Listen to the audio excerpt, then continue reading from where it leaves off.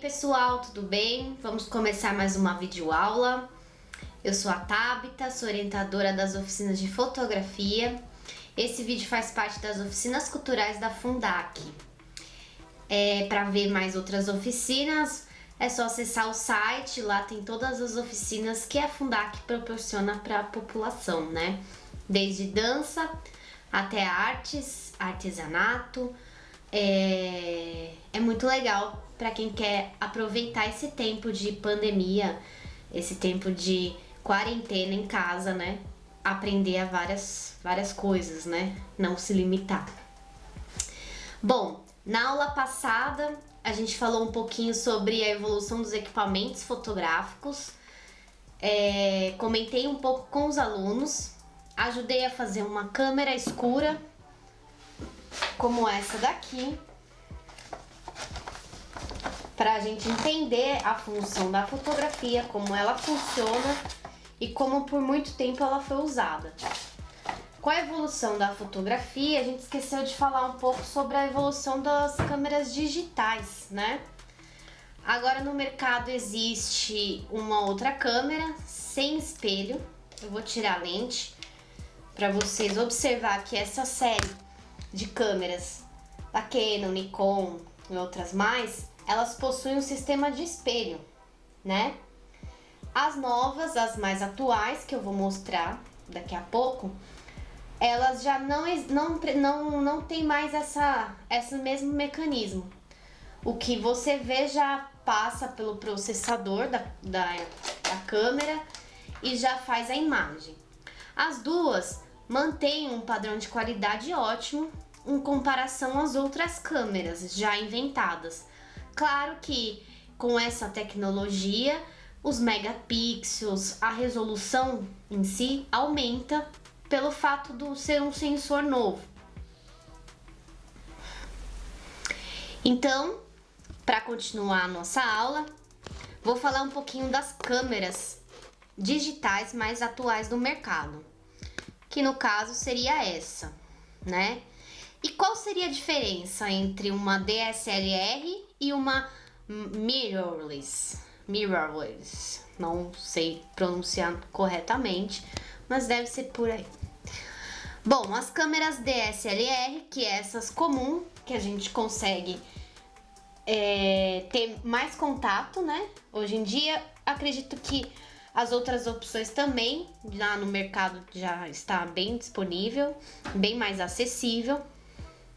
Então, as câmeras DSLR são câmeras profissionais que usam um conjunto de espelho e prisma para refletir a imagem que você está prestes a capturar para o visor.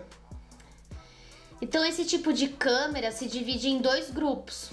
As DSLs normais, né, que contam com uma série de câmeras profissionais e semi, e as câmeras full frame, que possuem um sensor maior e de maior qualidade. Então essa seria uma câmera robusta, grande, né, e que faz imagens boas, né. E aí eu comento um pouco, né, quais as vantagens da câmera DSLR. Ela tem um foco automático contínuo, que até o momento não se existe relatos de outra câmera ter um foco automático contínuo, né? E a outra vantagem é o tamanho dela. Por ela ser pesada, ela te dá mais estabilidade na hora de fazer fotos com baixa velocidade. E isso aí a gente vai entrar depois num bate-papo bacana. A durabilidade, elas são feitas para ser resistente, então você pode, algumas delas são até blindadas, então você pode tomar chuva, pode fotografar Amazonas, pode fotografar... Falei Amazonas por ser um lugar úmido, né? Pode ser no deserto por ser um lugar seco, então elas vão ter uma durabilidade maior. Não vão esquentar na hora de gravar um filme, né? Elas têm essa vantagem. Já essas novas câmeras, né? Em inglês significa sem espelho.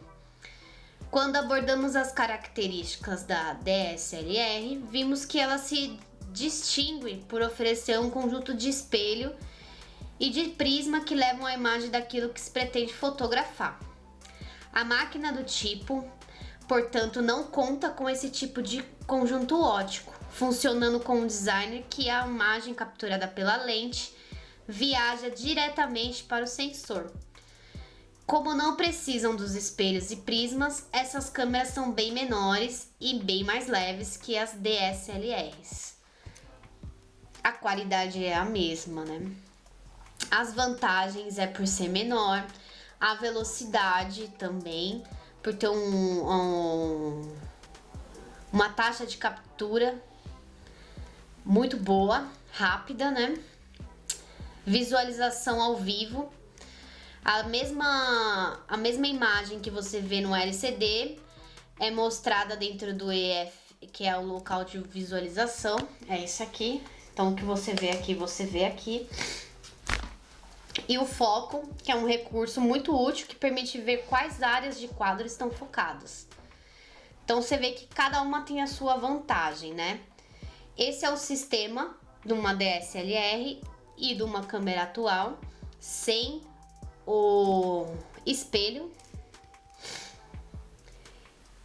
E todas essas características tem umas marcas bem conhecidas no mercado, que é a Sony Alpha, a Panasonic, a Fujifilm, a Olympus, e a Canon vem com algumas câmeras aí para entrar para concorrer no mercado, né? Essa parte dos equipamentos eu não comentei na aula passada, deixei para comentar nessa porque nesse mesmo vídeo a gente vai dar introdução ao triângulo de exposição, né? E como vamos trabalhar muito com o celular e com essas câmeras de entrada, então deixei para falar um pouco do digital nessa aula. Saindo um pouco dos equipamentos, né? E entrando um pouco na configuração da sua câmera, a gente começa agora um módulo bem importante na fotografia, que é o triângulo de exposição, famoso triângulo de exposição. Nele contém 3 funções da câmera que eu vou ensinar para vocês como é que você configura elas, tanto com uma câmera de entrada, como pode ser essa daqui, como também com o celular, usando os simuladores. Com isso a gente acaba entrando numa das principais prioridades na fotografia, que é o controle de luz. Então aí a gente dá início a um estudo bem bacana sobre como controlar melhor a sua iluminação. Você saber direcionar a câmera e configurar ela de acordo com o que você quer fotografar, com a sua criatividade. Beleza? Então a gente começa esse módulo falando da importância do controle da luz na fotografia. Lembrando que a fotografia é a escrita da luz. Então, se sua foto não tem uma luz boa, ela pode ser o melhor momento, mas 50% da foto é saber controlar a luz, é saber você desenhar com a luz. Então, esse módulo já ajuda muito quem está começando a fotografar, beleza? Para dominar a arte de controlar a luz, vamos começar de novo? Para dominar a arte de controlar a luz e deixar sua imagem de forma que foi definida pela sua criatividade, você precisa entender a função do triângulo de exposição nas fotos. Primeiro, é necessário dizer que 3 elementos formam o conceito de triângulo de exposição, que seria ele, são 3 itens, 3 configurações que você dominando elas, você consegue fazer qualquer fotografia. É o ISO, a abertura do diafragma, velocidade do obturador. Provavelmente vocês já ouviram falar sobre essas 3 funções, né? A velocidade é uma das mais comentadas, pelo fato de conseguir tanto borrar uma imagem como congelar uma imagem de um carro passando, né? Aí funciona dessa seguinte forma. Existe uma pirâmide, como se fosse um triângulo, por isso que é triângulo da exposição, que é o conjunto das 3 configurações vai chegar à sua exposição. Como é que eu faço isso, né? E os efeitos das diferentes configurações, né? Falando rápido do que cada uma significa.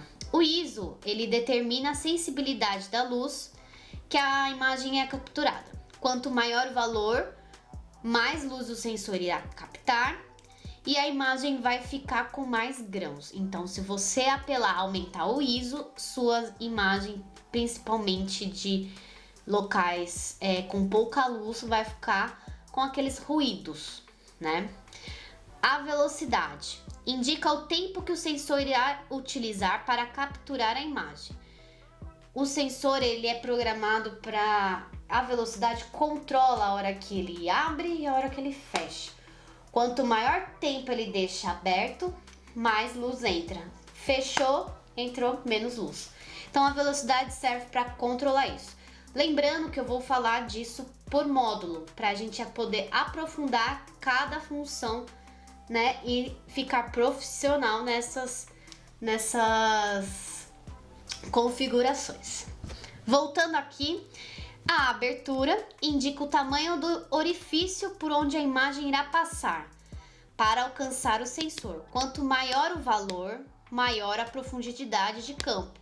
Então, a abertura é responsável pela sua profundidade de campo. Cada lente possui seus limites diferentes, então isso depende muito da lente e não da câmera, né? Como usar o triângulo de exposição em seu equipamento? Bom, com o celular a gente consegue, pelo próprio aparelho, ativar a função de manual, né? E os aparelhos que não têm essa função, você consegue baixar um aplicativo, tem alguns que são gratuitos e outros pagos, para simular uma câmera com essas funções, para simular o manual delas, né?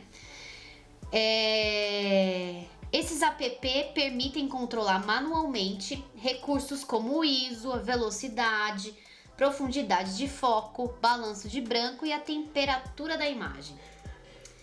Foco e até a abertura do diafragma, equivalente ao modo manual de um equipamento profissional.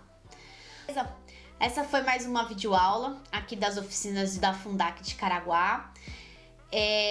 Se gostou do vídeo, dá uma curtida, compartilha e nos vemos na próxima aula aqui no canal da Fundac, beleza? Qualquer dúvida, deixe um comentário, estou à disposição aí. Tchau, tchau!